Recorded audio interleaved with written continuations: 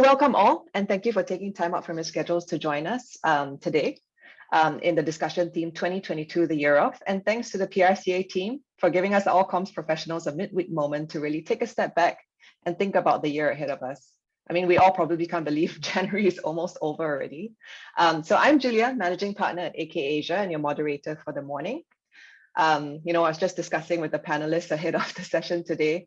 I think I speak for everyone when I say there's always so much pressure attached to the word trends. The pace at which our industry runs, we sometimes don't even know what's happening next week. But that's why hearing from our colleagues in the industry and across the region is crucial to really validate and broaden our individual perspectives so that we're better informed to do our jobs. And that's why I personally love the framing of today's discussion, 2022, the year of, and what it means to each of our speakers. So I think when you all came in, everyone did a poll. It was just 5 words we thought we'd start off with to get the ball rolling in terms of what the word of the year is for comms. And seems like quite an obvious winner, authenticity, less washing the talk and more walking the walk. And I think, these words or these themes were really focused based on what our speakers will be sharing. So I think it's really apt. And I think some of them will also cover this point on authenticity as well. So I'll now introduce our speakers for today and get them to quickly share their word of the year and a preview of what their segment will cover. Unfortunately, Charu, who's the Deputy MD of Red Hill Communications, was meant to join us, but she has fallen ill and we really hope she gets well soon. She's absent with apologies.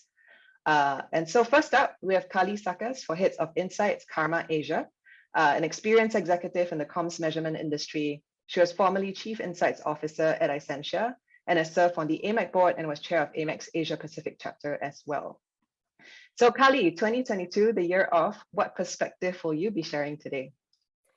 Today, I'm going to be talking about disruption and evolution in the measurement and evaluation space. It's always an interesting area for me, but I think I've reflected a little bit about what we've seen during the pandemic and what we're likely to see going into 2022. So looking forward to it. Great, awesome. And next up, we have Cole Lui, Director of Digital, the Hoffman Agency, China.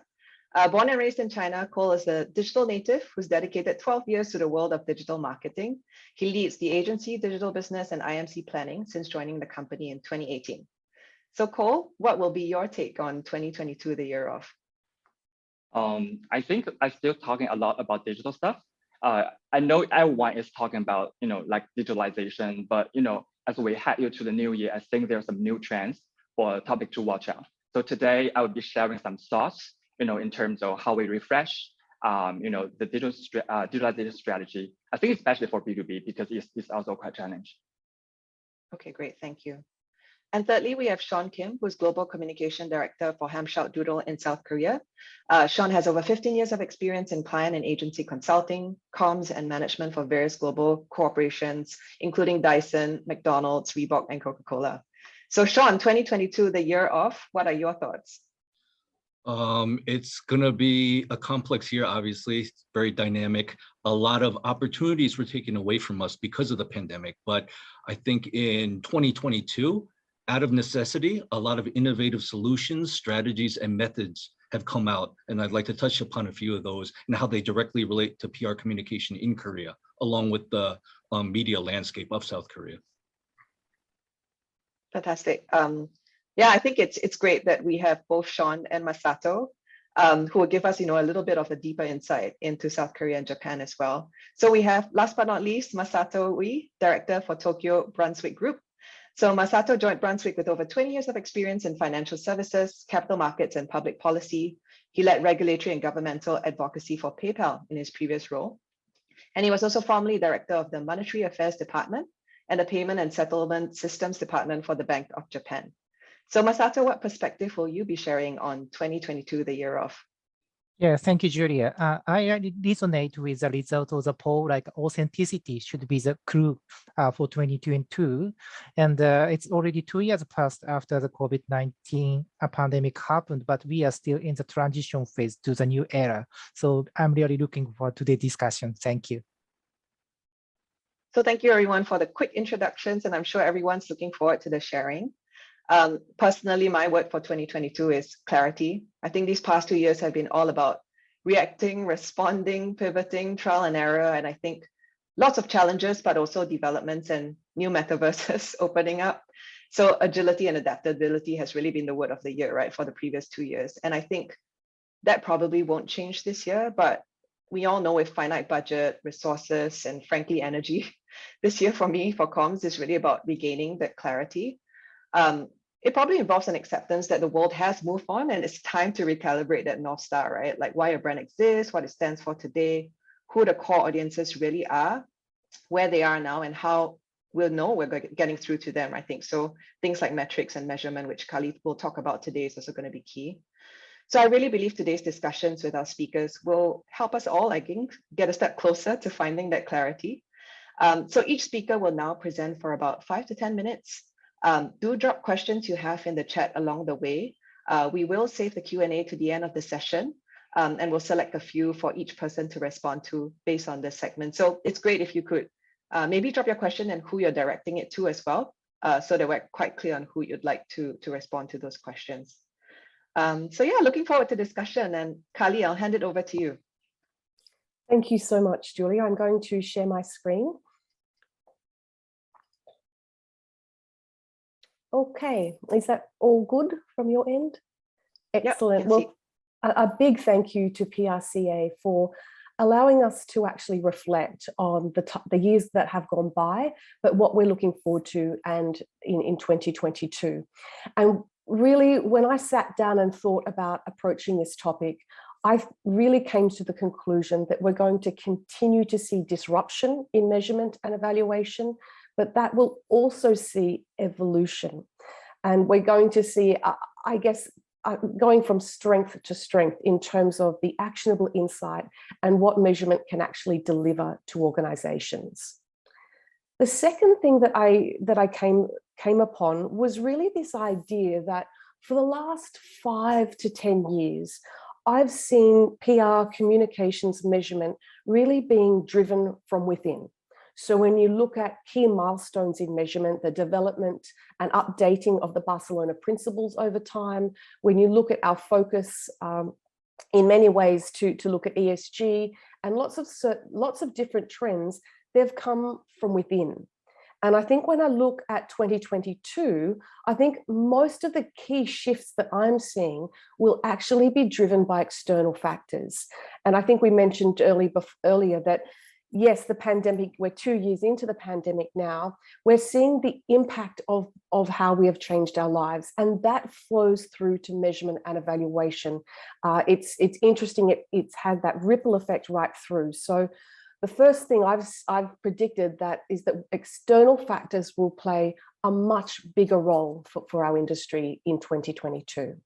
So today I am speaking specifically on measurement and evaluation and media research, and I wanted to just offer 3 things that I think will continue to gain momentum throughout the year.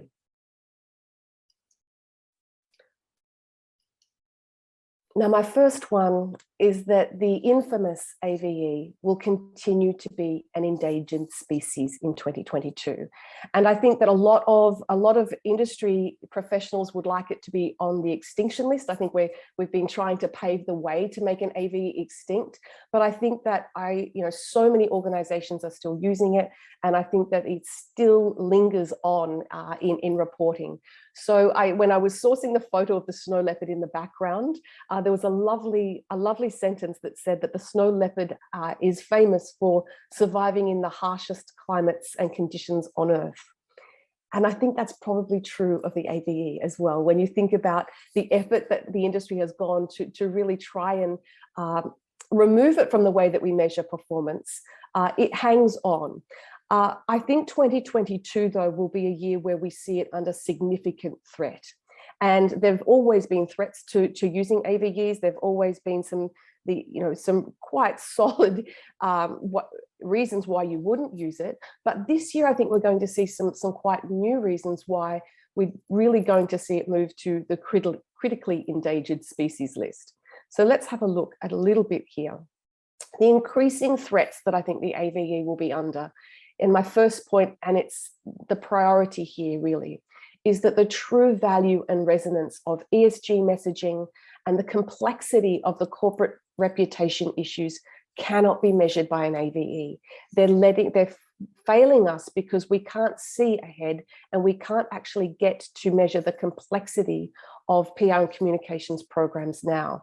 It used to actually be somewhat of a meaningful thing to measure space in print newspaper back in the 90s, in the early 2000s. Now, I think our industry is far more complex and our campaigns are so much more sophisticated that it is just failing us on pretty much every level. The second point here is that impact scores are making a comeback. So while the AVE is dropping off, this idea that you could have one single metric to tell you what good looks like, to tell you how you are performing against your industry peers, is finding a little bit more interest in the industry. So it comes and goes, this one, but I think that I saw it emerge with our clients in 2021, and it's really becoming such an important thing to introduce to your measurement so that your stakeholders can have one number and they know that that is multivariate, that it includes a number of different metrics feeding into one number. It is qualitative and quantitative. So PR impact scores absolutely making their way back into measurement, and I think for good reason. The third point here, and it is the biggest threat to the AVE, I think, is that measuring outcomes is far more meaningful and obviously far more compelling for other business functions in your organization. This includes the C-suite, this includes every business unit that we're talking to, and finding outcomes information through digitization and breaking down the silos within organizations is making it easier for measurement professionals to actually bring outcomes to the table and follow campaigns right through from planning, objective setting, right through to media outcomes and obviously outputs in the middle. So I think that that's the biggest threat to AVEs, and I think that it is becoming easier for businesses to complete. Lastly, too, accuracy issues, and I think that it is becoming increasingly difficult to defend the metrics that are going into AVEs and the way that they are calculated. And that will continue to be a bugbear for clients. It will continue to be an issue that you're using a figure that really cannot be defended or questioned. And I think that because we're working across so many media types now, the campaigns are much more complex, they're much more subtle, that these accuracy issues are actually coming into light.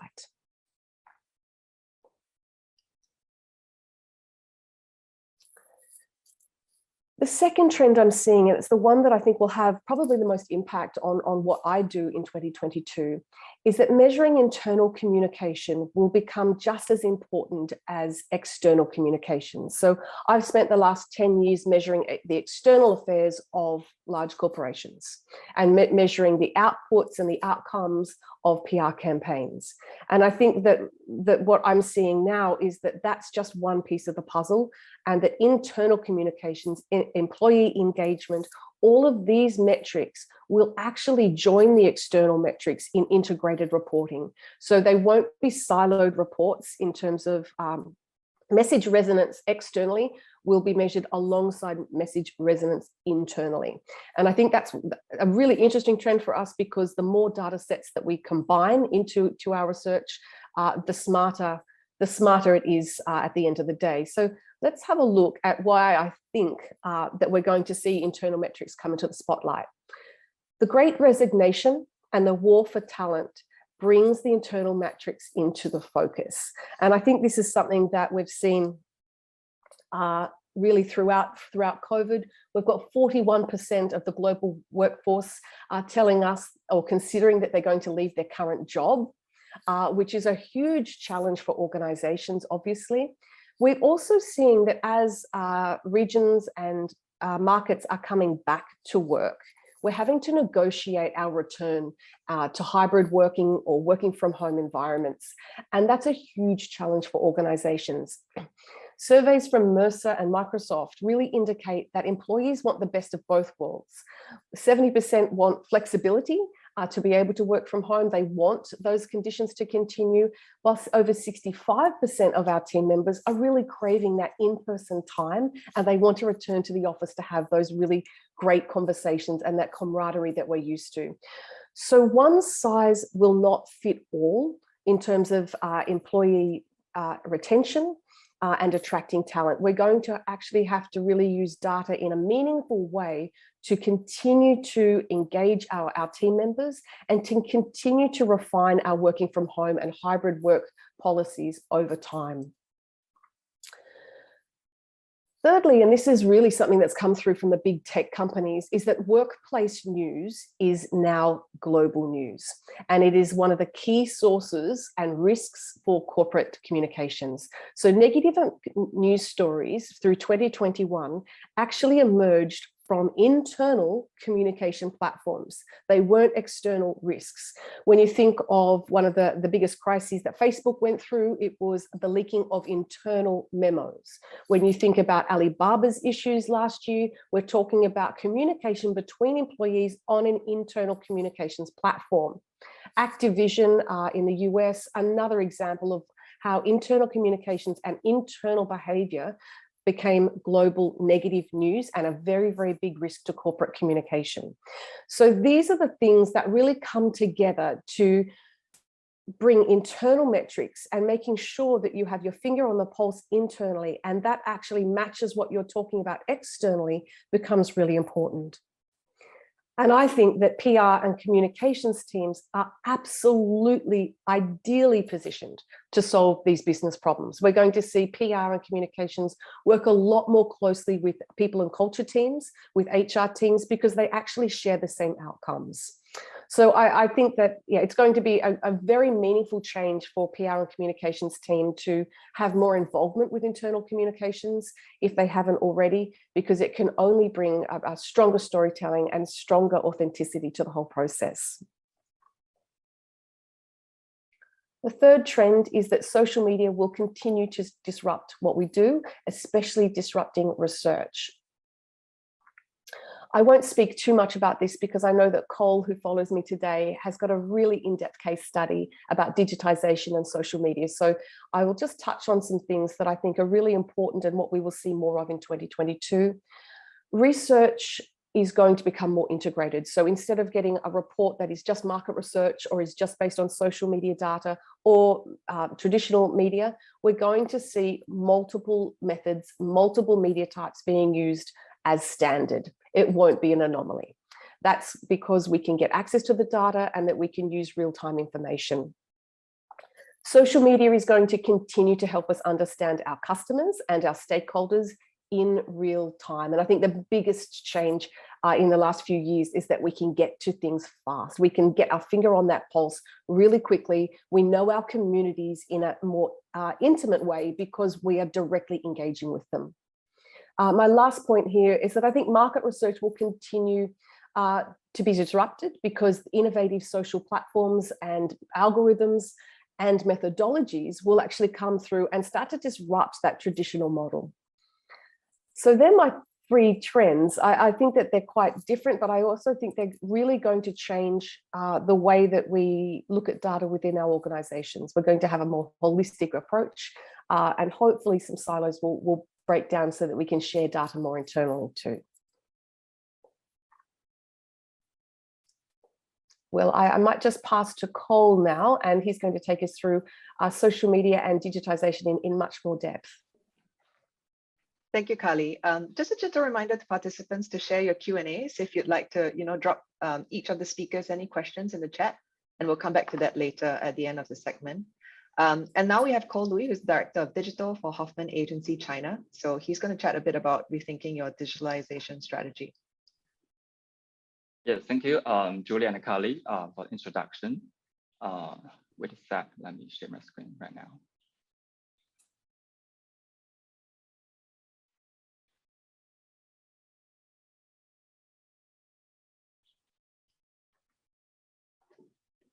Hope all is good. You can see my screen. Yeah, cool. Hi, this is Cole. I'm speaking from Beijing. And again, I think this is really an honor and a great opportunity for us to get together to talk about, what, we are walking into for 2022. So I think this is really a meaningful discussion today. So thank you for PRCA to having us. So for this section, I think I will share some thoughts and considerations for brand digitalization strategy. Again, as I mentioned, I think maybe more importantly for B2B companies. So actually, I want to start my sharing from a personal story. So currently, just like Julie introduced, I work with Hoffman agency, as a director of digital. And of course, for our company, I think we focus on tech. But I don't want here to brag about the company or the credential stuff. So I think one thing I learned here actually is, I think tech is more than just a label or an industry. I think for us, it means a unique perspective to see the world we're living in. So this means that we may share a different approach to understand what's happening. So for example, we talk a lot on big data, and I think we all agree that data actually is the thing that fuels the whole digitalization process. And most of all, the data come from social media, just like Khali mentioned. I think we all agree that it is very important for the brand to have the data, so make sure that they have the potentials in the new normal. But actually, there's a quite interesting question actually is, but who owns the data? So I think maybe you're wondering, so is it the individual users? I mean, we as the users use the social platforms, or the brands, who open their accounts on multiple platforms to do their corporate communication or product marketing, or the digital platforms. I'm talking about like Facebook, Instagram, or Google, or WeChat in China's case. So I think for me, there's no absolute right answer right now, but I think you have something in mind. So just following the data, so what's happening recently? So I have some news headlines for you. So you can just read very quick through. So you can see why Facebook and Apple are fighting over your privacy, or Google to phase out like third-party cookies. And also that, Forbes, they have a report about to share how Facebook tracks your data and how you as the user can stop it. So basically, I think we can jump to a very easy conclusion that I think those digital platforms are becoming more cautious in terms of user data and also the privacy. So this could be a solid response to the government regulations, recently around the globe, actually from EU to the US, and also for the APAC region, that all the government want to make sure they can find the right balance between the development of the internet economy and also the user experience. So I think this is a challenge. So as a result, I think for business, I think we do need to revisit the customer relationship in such a cookieless world. So I think every company have to start preparing for a day where you don't depend on like third parties to offer you the data that you need. Without access to data, I think we all agree that basically we can do nothing today in the digital age, no matter it's for marketing or for communications. And even with access to data, so I mean, having the skill set, the technical infrastructure to leverage this data remains a barrier, I think, for many companies. So, and I'm really happy that Khali mentioned about the internal comms and the talent workplace situation, because I think we also have a feeling that when we're hiring someone in the digital field, it's really quite challenging, because I feel that the data literacy is quite low actually around the globe. And I have to say, like the tech giant companies already hears that most of them. So basically it means they're living a quite limited talent pool for marketing and communications. So I think this would be a long game to solve, but I think we need the right talent to have the brand to go through the digitalization and make sure they can adapt into the new world. So as what we quoted here from Edward Daniels, the Chief Innovation Officer from Adweek, I think killing the cookie is a power play from one of the most important and influential tech giants. But I agree that it's also the greatest opportunity for marketers to develop a more direct relationship with customers, no matter is like prospects or existing. So I think then the question would be, how should we do, or how should the brands do to fit into this challenge? I think the first thing that we need to realize that actually communities or online communities are not limited to social platforms. So with this understanding in mind, that we can be brave and think more solutions. So I think many brands, they are already looking for platforms that beyond the social media to build their own communities.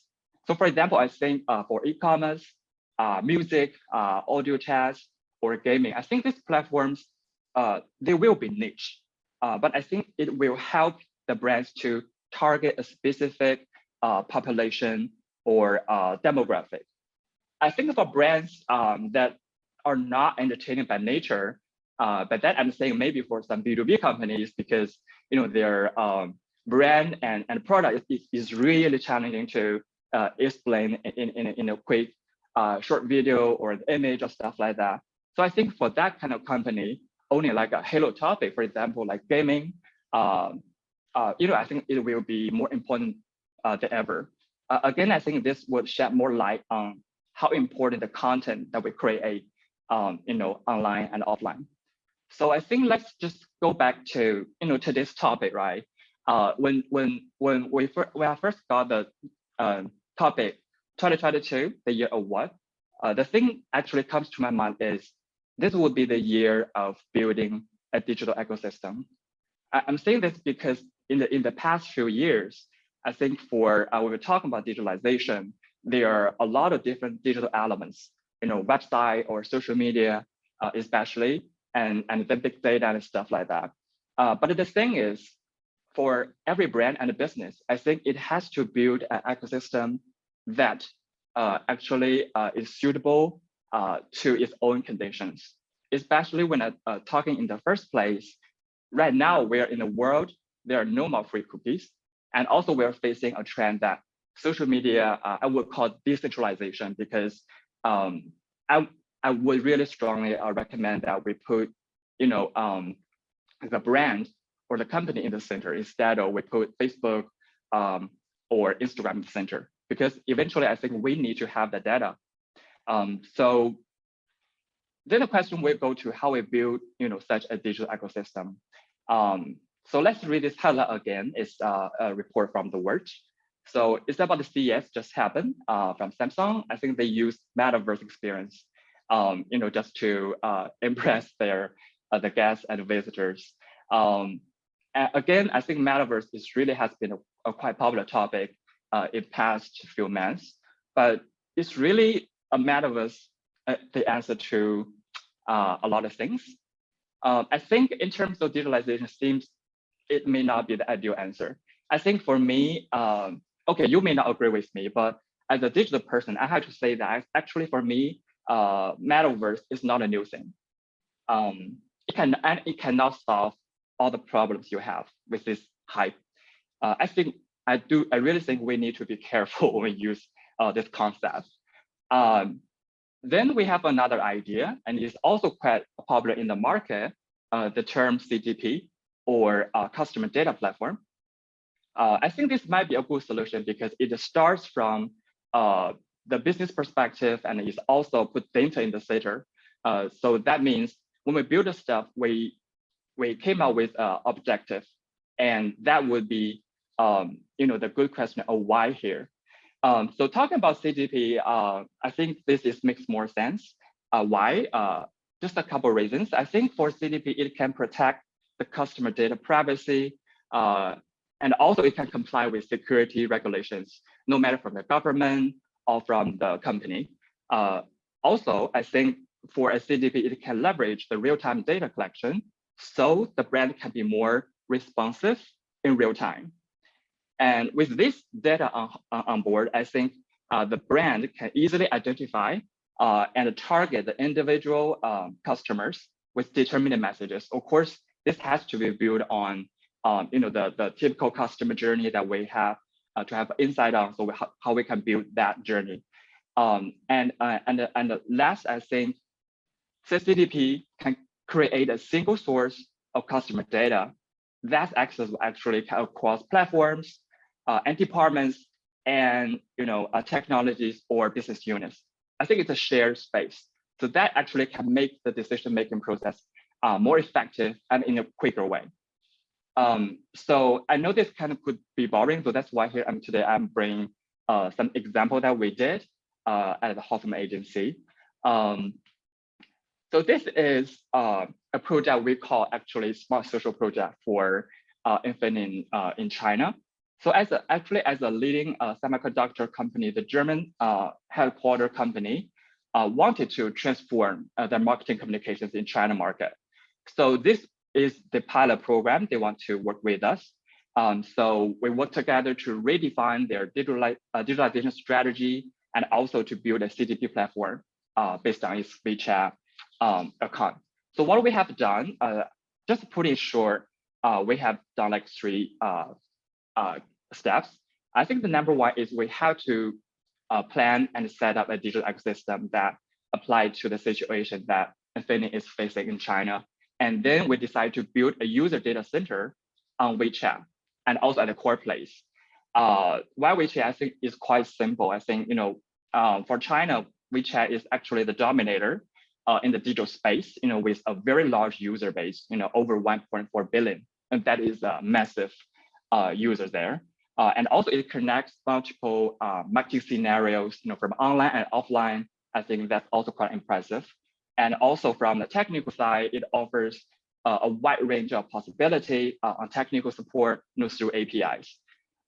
So I think, again, we want to put WeChat at the core. And then for the second step would be we track and collect user data. And then we use the data for user profiling, which means we understand who they are and what kind of information they're looking for. So in this way, we can do the communication in a more targeted way. So in such way, we can improve the effectiveness. And lastly, but more important, that we need to consistently optimize the user experience, with the data we collected and the insight that we generated. And I think eventually we have to support the business conversion through marketing automation. So this would be how we build this. So I think as a result, we have some numbers to share here, but basically I think we support a lot of events to make sure the automation experience is quite satisfied with the client, but also with their client as well. And also we have like over 98% of tagging rate, which means we know most of the people. And also, the monthly activation rate is quite over 35%, which is really about the average. And also we have a new follower retention rate of over 85%. But this is not key. I think the most important thing is how we build this ecosystem. So again, as I mentioned, WeChat at the core, but with WeChat becoming a CDP platform, it can do a lot more just besides you offering trust information, or you have some integration with your website and do the community management and reply messages. But now we can do chatbot, we can do sign up forms, we can do poll, we can do FAQ, and we can also make sure the event experience is more becomes more smart, I would say, and also to download some files. But how place the whole ecosystem? We have 2 other parts to support. So besides WeChat, this brand has also a lot of other social medias and also their website. So we just want to make sure those social media are defined as branding portals, which means they do regular posting to build like brand awareness, for example, on Weibo, Total, or TikTok. And then we also direct that traffic to WeChat to make sure they go in there and engage, because it is that place we have the capability to do the data analytics. And for B2B, we can never forget about the marketing events, such as the trade shows, workshops, other webinars, just like kind of like we're having right now. I think they provide a very opportunity for the brands to have like an in-depth engagement with very key industry stakeholders, for example, the potential customers or partners in the industry or media. So I think eventually the WeChat at the CDP, can acquire high quality users from these marketing events. And as a return, the marketing events, the whole experience will get more friendly and easy accessible for the users, especially for the younger generations in this digital age. So besides this client, actually, we also partner with those brands for their CDP projects, across different categories. I think for some clients, we're in the early stage, but for some others, we already have some successful cases. And I have to say, so far, we have seen many faces from our clients. So today, I'm really hoping that I'm able to pass on that joy, maybe to you who joined the event today. So as a quick wrap up, I just want to say that actually for 2022 and beyond, maybe, building a digital ecosystem actually is not a one-day job. And there is not a perfect way to do it. It's only the right way for you or for the brand. I think it needs a clear strategy, of course, dedication, teamwork, great talent, and also like constant optimization based on the data you have. But I think most of all, I think we have to have the courage to try and explore. So that ends my sharing today for the digitalization. So this is really a big topic, but today I think I just shared some thoughts from the CDP or the data side. So hope to can give you some kind of inspirations, for your 2021. Thank you very much, Cole. I think we have some questions coming in, which is great. So we'll get into that later on. Yep. But I think, yeah, from the coming and pending cookieless world into, I guess, some of the trends you're talking about. We have Sean Kim coming up next, Global Communication Director for Ham Shout Doodle in South Korea. So he'll talk a little bit about his observations on, I guess, the new communication tools and methods, right, that result from these changes as well. So over to you, Sean. Thank you, Julia. Let me just take a second here to share my screen. Okay, good morning, everyone. My name is Sean Kim, and I'm the Global Communications Director for Ham Shout Doodle based in South Korea. As Ham Shout Doodles recently became a member of the PRCA representing South Korea, it's an honor to be able to present to you today.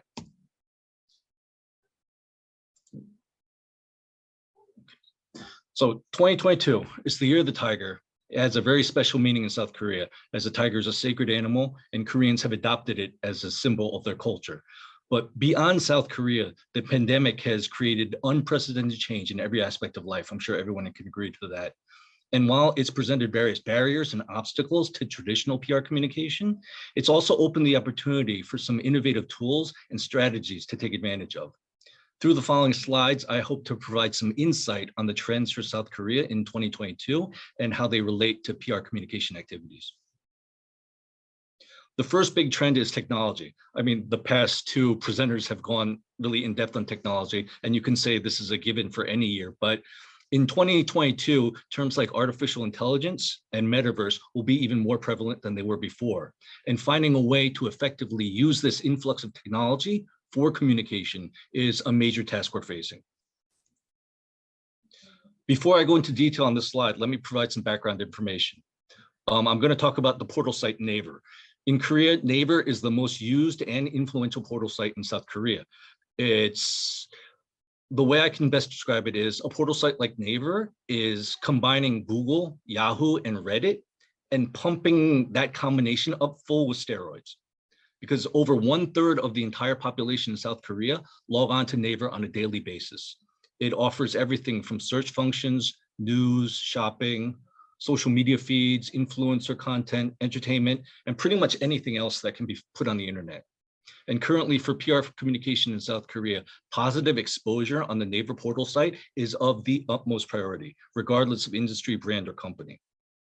That being said, Naver recently announced that it's going to provide a new search service centered on AI, going one step further from their integrated search services that they've maintained for the last 20 years.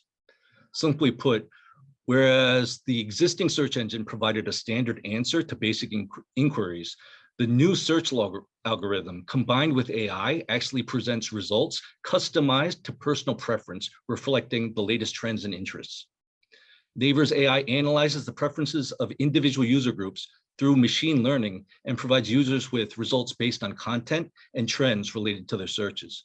That means everything now is customized per the user, providing curated content that directly targets them. AI ad solutions are also turning crisis into opportunity in the cookieless advertising era. As was mentioned briefly earlier, Apple and Google's privacy policies have made it difficult to actually target advertisements using users' information and cookies. But to solve this problem, a lot of ad tech companies are preparing AI solutions that can predict and identify consumers with high conversion potential by analyzing their user behavior. The newly implemented search service provided by Naver that I mentioned on the previous slide is a prime example of this. And when AI ad solutions are activated, advertising will rapidly expand beyond the previous standard methods and evolve into the realms of content, influencers, and the metaverse. Speaking of the metaverse, this is something which is expected to revolutionize the concept of the communication around the world. Despite what my colleague Cole said, I'm going to go a little bit against what he said. Since the outbreak of the global pandemic, we've had less spaces to interact, and the connectivity between humans has been weakened a lot. In line with these needs, the metaverse has begun to be adopted broadly. It's identified as a trend that will lead the post-digital era, and a lot of companies start to enter it. The big thing for Korea is the Korean government is 100% backing the metaverse right now, and they've made numerous announcements to openly accept, promote, and implement the metaverse at every avenue possible. Thus, companies are focusing on the metaverse in Korea and rushing to innovate and diversify their businesses. Thus, the market is expected to reach a lot of quantitative growth as competition to launch these services intensifies. For PR, the metaverse represents what I would think the birth of a new era in communication. It's like the first time social media appeared. In fact, the metaverse is basically the next generation of social media, further expanding communication opportunities. Just as social media has become indispensable for us in terms of communication, the metaverse is expected to become an integral part of our lives. In addition, the development of the metaverse is closely linked with virtual currencies and the idea that digital objects and experiences can be bought and sold in a safe and secure way, which brings a lot more opportunities for sellers and purchasers through this platform. The next one is 2020 content is still king. It is still king, but not all content. The days of providing consumers with as much information as possible has run its course. Simpler, more direct, and more concise content is now favored. However, the tools for content delivery are changing and improving at a rapid pace as technology advances to meet the ever-increasing demands of consumers. So just a little bit of background, the rapid growth of the creator ecosystem in Korea. As of 2021, there are over 6,000 YouTube channels that maintain more than 100,000 subscribers. That's a lot of content. In recent years, online video content consumption has soared and the creator ecosystem has grown rapidly. The number of channels with more than 100,000 subscribers on YouTube in Korea is estimated to have tripled compared to 2019. And as the profits of famous YouTubers have been made public, a lot of people who are dreaming of becoming rich quick are quitting their jobs or quitting school to become YouTube creators. Also, with the importance of content, the Korean content industry is now reportedly valued at $55 billion US. Now, having information is nice, but it doesn't really compete with having an actual experience. And that's what content has evolved into today.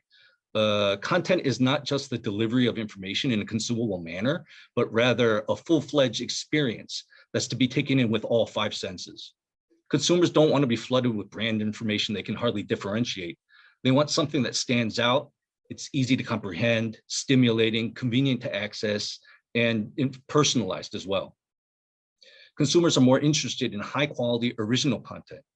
Unfortunately, the amount of information on the internet is so vast and providing high quality original content is getting really difficult. Therefore, content that goes beyond information delivery has become huge in Korea. The key tools for enhancing the content experience are the increase in the use of interactive content, a move toward more empathetic content, for a hybrid of virtual and live events, and more personalized content. The last trend I'd like to touch on is, it's not really a trend, but it's more of the media landscape of South Korea. In 2022, the gap between traditional media and digital media is expected to increase even further. I'm sure this is applicable to other markets as well, but in Korea, it seems a bit more severe. Right now, South Korea is considered a world leader in internet connectivity. It boasts one of the fastest average connection speeds. And to put this into perspective, digital media and mobile devices are major factors in the media environment in Korea. And as I mentioned before with Naver, the influence of portal sites is growing tremendously, and social media is becoming a critical pathway for finding, sharing, and reading content. The traditional news industry in Korea has been on the downswing for some time now. And with the decline of the print business, slumping advertisement fees, upheaval from mobile apps and social media, traditional media has steadily been, I would originally say being replaced, but it's actually dying. As touched upon earlier, Korea is a country characterized by content consumption through portal sites. As mentioned earlier, more than 1/3 of the Korean population accesses Naver every day, and Naver controls almost 60% of the portal's site market share. As portal usage has become more diverse in recent years, Google has increased its market share to 36%, but it's still a long ways off, and we don't see it ever catching Naver in the future. And it would be an understatement to say that with a population of approximately 52 million people, Korea has quite a few media outlets, particularly when you consider the fact that Korea has over 1,400 newspapers in circulation and over 8,000 online media outlets. This doesn't even take into account the hybrid media in Korea. The hybrid media consists of individual reporter posts, review media, and SNS-based media. And also recently, channel usage has also changed according to the type of information being searched and the type of content being looked for.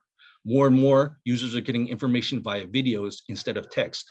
As a result, search usage on YouTube has increased 39% compared to the same period last year. And maybe not for others, but for me personally, this was very surprising. People are actually using YouTube as a search engine now.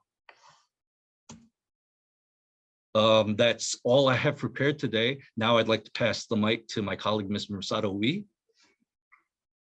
Yeah, thanks, Sean. Let me share my slide. Okay. So can you see? Yes, we can. Okay, thanks. And hello again, this is Masato Wee at the Brunswick, Tokyo office. And first, I would like to present my huge thank you to PRCA Asia Pacific colleagues for inviting myself to the fantastic webinar. And the theme of my presentation is a new form of communication in Japan. This looks a bit too vague and conceptual, but actually the current Japanese Prime Minister, Fumio Kishida, strongly advocates his economic initiative, so-called new form of capitalism. So I just try to follow that format. And the environment surrounding companies and of course comms department has been rapidly changing, especially after COVID-19 pandemic happened about 2 years ago. So let me try to share some ideas to survive this very uncertain and complex era. So let me make a very brief introduction of our firm. As some of you may know, Brunswick Group is a strategic advisory firm focused on critical issues. Our purpose is to help the great value creating organization of the world play a more successful role in society. Founded in London in 1987, Brunswick Global Partnership has grown organically to 27 offices in 17 countries. And we formally opened our Tokyo office in 2020. And we believe to be a leading company today, you need to demonstrate that you are part of the solution to societal and environmental challenges. Before, companies sometimes regarded as kind of the problems in the society, but the situation is totally changing now. So what does it actually mean? Let me deep dive a bit in the next slide. The fact is that even before the COVID-19 pandemic, company had to deal with a bunch of social issues, such as you can see several examples, gender pay gap, data breach, environmental destruction, food waste, human rights, and etc., etc. However, it's also true that COVID-19 is a game changer.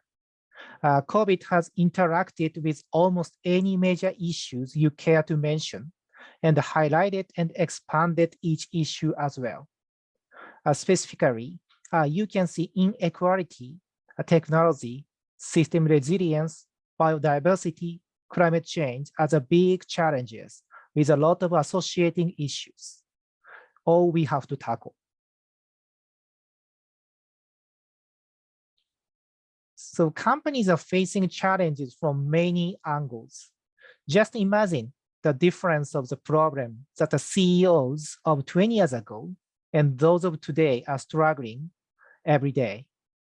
You will notice that the percentage of the pure business issues has decreased significantly.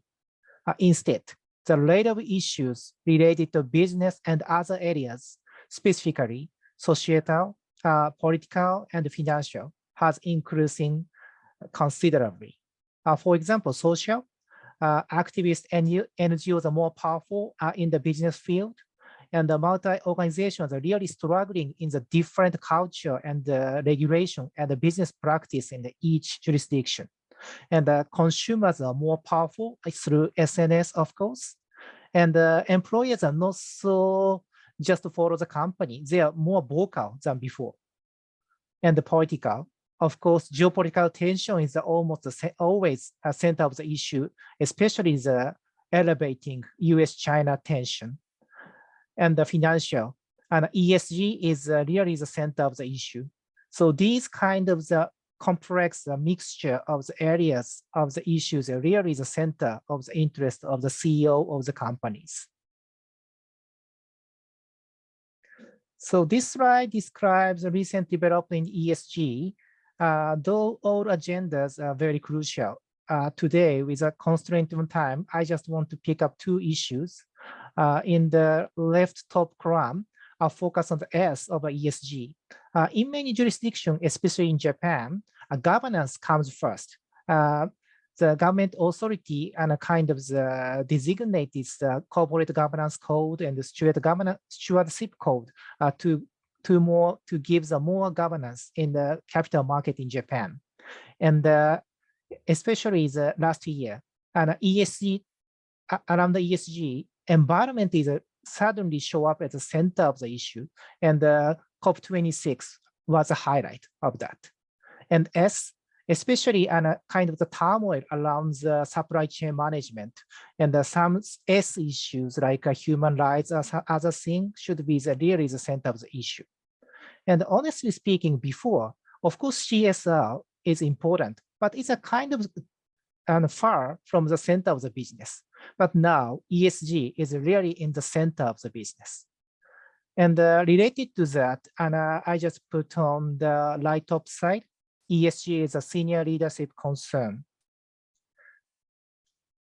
CEO and other C-suite executives should lead the initiatives internally, and maybe comms department should play a crucial role among many related functions. I would like to more in detail in the next slide. So in this slide, I'd like to summarize the increasing importance of multi-stakeholder engagement. Like the circle in the right side, your company, your department is surrounded by a variety of stakeholders, from policymakers to consumers, suppliers, investors, as well as employees. So number one, you have to make a very delicate balance of engaging such wide range of stakeholders. And number two, the key concept should be the multi-stakeholder engagement. It can largely shape your reputation, or in worst case scenario, it could even cause a business to fail. And number three, I would like to emphasize the role of comms has been more important than ever. For sure, mapping stakeholders, understanding their expectations, and actual engagement.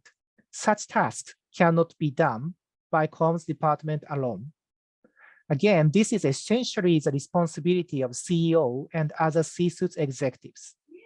It never works well if the management team is not closely involved.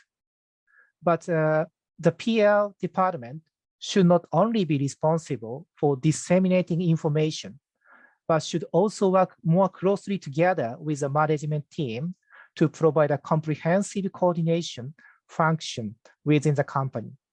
I really believe communication department should be well positioned in such situation.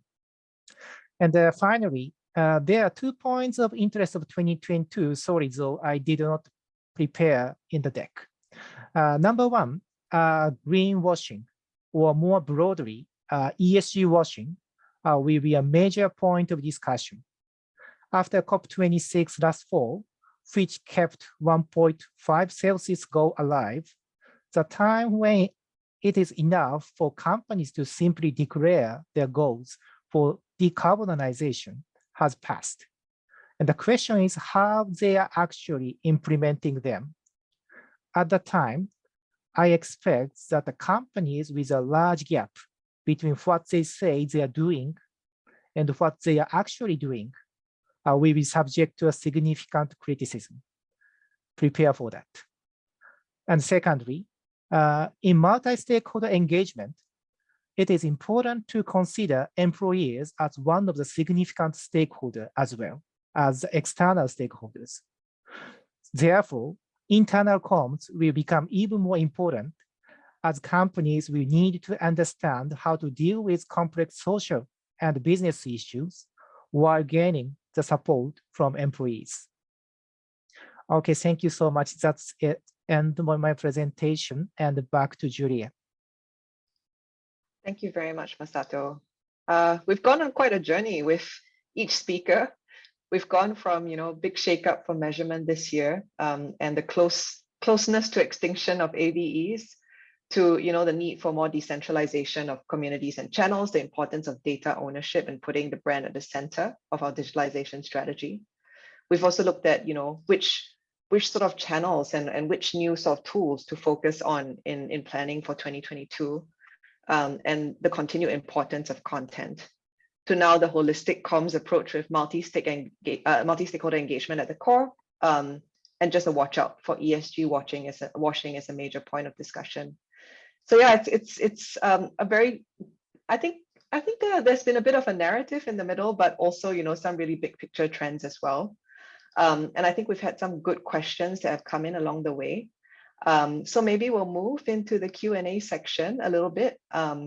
I'll call out a couple of the questions and direct them to who they're addressed to. So Khali, a couple of questions on AVEs. I think one is, when you say AVEs replace, what will it be replaced with, and what are some of the main metrics to look at in 2022? And I think the second types of questions that are coming in for Khali are, I guess, without AVEs, what are the ways to demonstrate the value of comms, whether it's in the integrated marketing, campaign, or which are beneficial to C-suites? Yeah, so those are questions for you. Thank you so much. And thank you to the other panel members. I was writing notes as you were speaking, so it's one of the great advantages of being part of these panels. It's learning along the way, so thank you. I'll address the metrics that are coming up to replace AVEs. And I think when I talk about AVEs being endangered, not extinct, is that these metrics are now side by side in client reports now.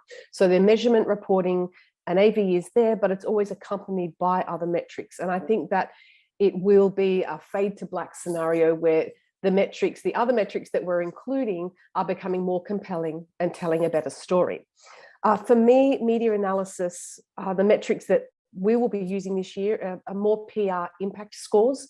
So looking at, we have a favorability score, which measures impact as well, but we're also customizing PR scores for specific client purpose as well. So this is one metric that includes share of voice, your audience reach, your engagement, all of the types of things that would go into a media analysis report. We blend those in and really have a look at what is the likely impact of your communications activity on your target audience. Moving from that though, really just moving to a little bit more specific and more granular data visualizations. So share of ESG pillars, share of positive voice, share of negative voice, Tracking your employees as advocates and the messages that they're communicating about your brand is a very important metric that I think we'll see more of, and we'll certainly be adding to our reports. Message traction and engagement on your messages is also going to be important. It really, as a caveat to all of that, the metrics have to suit your organization, and they have to be simple to understand, and they have to actually provide some real actionable insight. So if it's just numbers for the sake of numbers, I wouldn't advocate for that at all. I think that they have to mean something, and they actually have to help you create value for your organization moving forward. For integrated campaigns, I think that there's a lot of integrated frameworks available that our participants can follow up. I will share that information with you if you like, but AMEC has a full framework that is really set up for measuring integrated campaigns. So it takes you through the PESO model across paid, earned, shared, and owned metrics. And it can be boiled down to the see, think, do. What did your target audience see? How did they react? What did they think in that initial response? And what did they do as a result of seeing that? And I think that really, any campaign can be really analyzed and measured and evaluated with those three things. And I think when you look at integrated frameworks, you often see objectives, outputs, outtakes, outcomes, and impact. They're really great. That's a really great workflow to follow when you're setting up a design to measure an integrated campaign, because we're looking to bring in a whole set of metrics. It's not just one number that we'd be looking at. It may be that foot traffic is important. It may be that sales data is important. The weather might have been an important impact, have an important impact on your event success or your campaign success. Click-throughs, search interest. So a big uptake in interest in search around your brand or your product would obviously be a really key metric to measure if it matched your objectives. So there's a whole suite of metrics, and I think it's just about breaking down some silos in organizations and looking what the organization has already in terms of market research and data, and then mapping that back to what your communications objectives are. Thank you for that, Khali. We're going to move to some questions for Cole. Okay, some questions include, you said the metaverse is not new.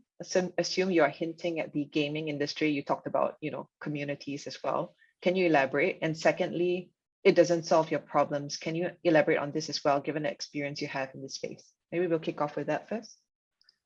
Yeah, thank you, Julia. And thank you for, I think it's Katerina to bring this. Thank you for catching that. Actually, I saw that coming. And I think there's an interesting discussion to Sean as well. I think Metaverse actually is quite a big topic that it can have different interpretations from different perspectives. So when I am saying that Metaverse for me is not something new, for me it's because that, of course, for gamers, I think they already have that kind of experience. I think maybe it's from just before the 21st century, maybe it's in the late 1990s, some gamers already to have that kind of experience. And also, I'm also saying that, long before social media, we also have a term called SNS, social networking services. So I think eventually all those kind of services are bringing people offline to online virtually. I think the key here is, for me, Metaverse is like a new format of content, or as Sean mentioned, it's like a new experience. But for me, that is still packaged the same stuff. You bring people to somewhere online and make people engage. But the difference would be, for example, a Twitter, you see some other tweets and then you respond. That's quite based on the text and the images and maybe videos. But when you go to Metaverse, you have this immersive experience, and it makes so lifelike, and you have this kind of new feelings or takeaways. But I'm saying that Metaverse is not something new, is that for me, it's still on the experience or content level.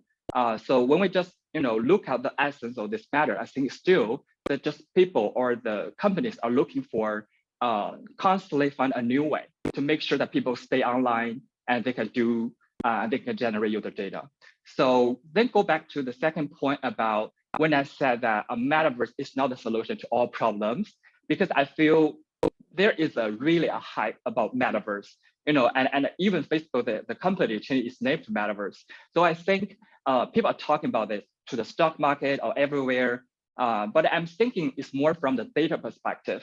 I think for me right now, the Metaverse experience, I can now see a potential for the experience to provide more opportunities to collect more data or to track new data.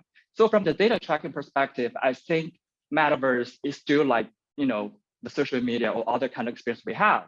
But again, I have to admit that we have to take a little bit longer time to watch how this go into, because I know that no matter the Korean government and also the Chinese government and also the companies are all in for Metaverse. So I think maybe there will be something new innovations for the industry. So maybe that can create some new opportunities in terms of data tracking, then can leave us more space to explore in terms of marketing and communications. So that I think go back to that 2 points. I also see the question. I think it's really a good question actually. How we can build the CDP? It means that it's partnership with the digital platforms and use the data they already collect, or building something independent. I think the answer for me is somewhere in the middle. Because I think ideally, of course, I think for every brand or every business, they want to control all the data they have. I think that's the ultimate goal. But let's face it, that's going to happen easily. It will cost time and effort and money, of course, to make sure that. So I think for me that I think the feasible way would be we collaborate with the digital platforms, to leverage the data they already have. Of course, that would be determined by what kind of data they can share, across data and technologies. But I think the key thing is that, like I said, I think ecosystem would be the keyword here, because we have so many channels. I think from the end user side, I think people use a lot of different channels. They just live on their life from one app to another app. So I think the major point I'm talking about here about the CDP, the good thing is that I think for companies, they have to have the mindset about the importance of data and how they can integrate stuff together to some place that they actually can identify and track and analyze. And eventually that can help support their, to help solve their business problems. No matter it's like a hiring problem or it's like a lead gen for B2B or selling more consumer goods.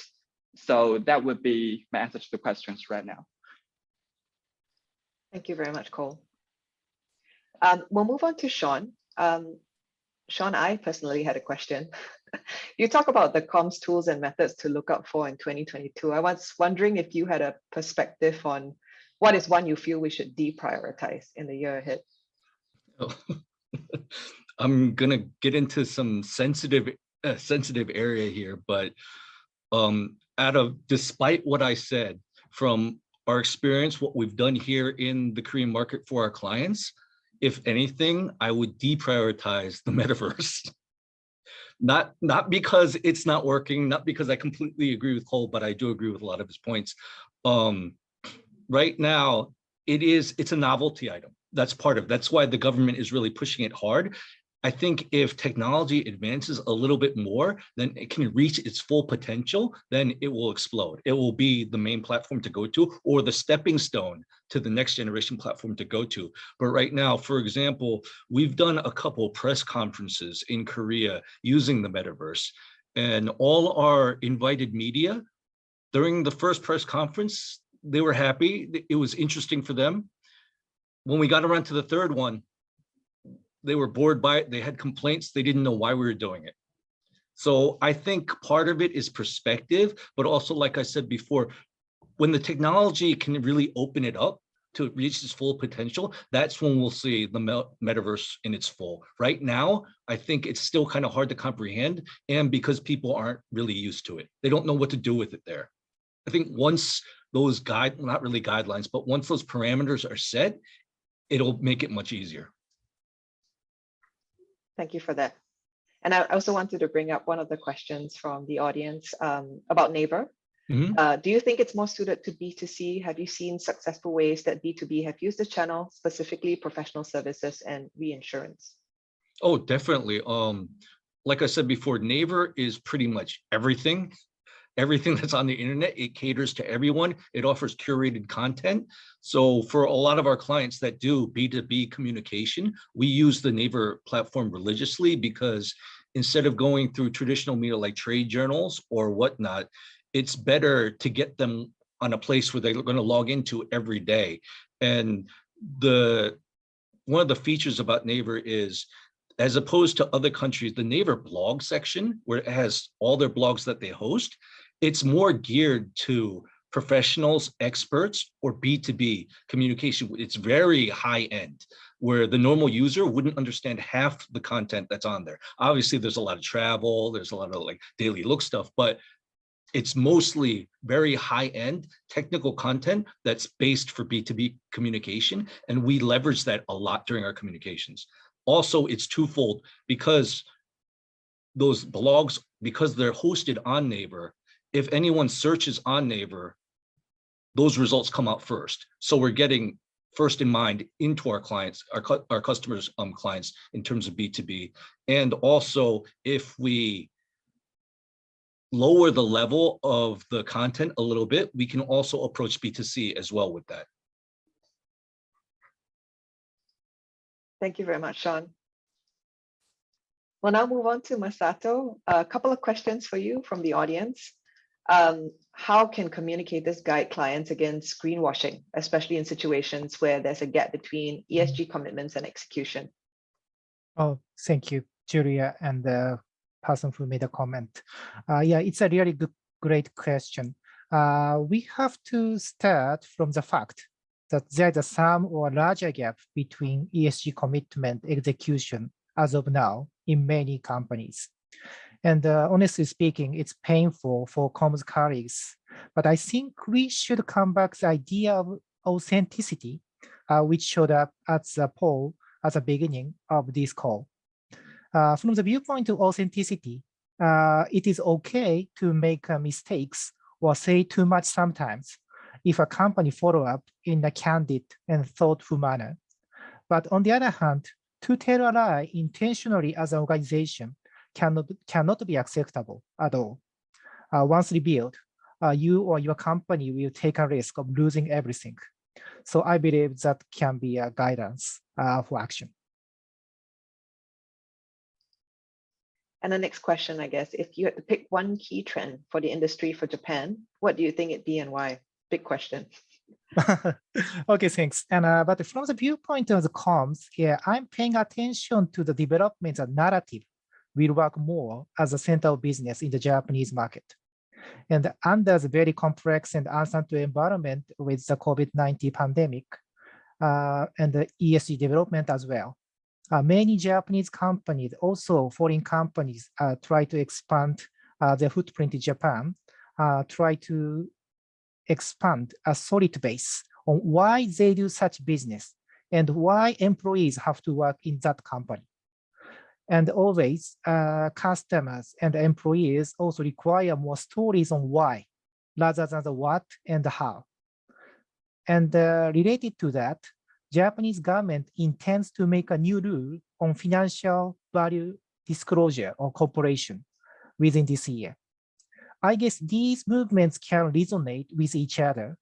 And if a company succeeds to integrate their own story and other non-financial values factors as a great narrative, that will be so great. That's it from my side. Thank you. We've gone a round of questions, and I was just wondering if the speakers, had any other thoughts or questions they feel like they wanted to come back to and like finish off a point, or if there are any new questions you wanted to address. Or all good. We've said our piece for the day. All good. Okay, great. So thank you everyone to the audience for your participation. I can see like some of it is not just questions, but discussion points already, So I think you have these guys now, maybe add them on LinkedIn and further the conversation. And thank you PRCA again for organizing this. And as I said, it's a good time at the start of the year to bring us all together as comms professionals and think about different perspectives, right, before the year begins and we get swept up in the busyness. And of course, to our speakers for taking the time to share your thoughts with us. Really good discussion, and I think quite a diverse discussion as well. We covered quite a broad range of topics. So thank you so much, everyone, and have a great week ahead.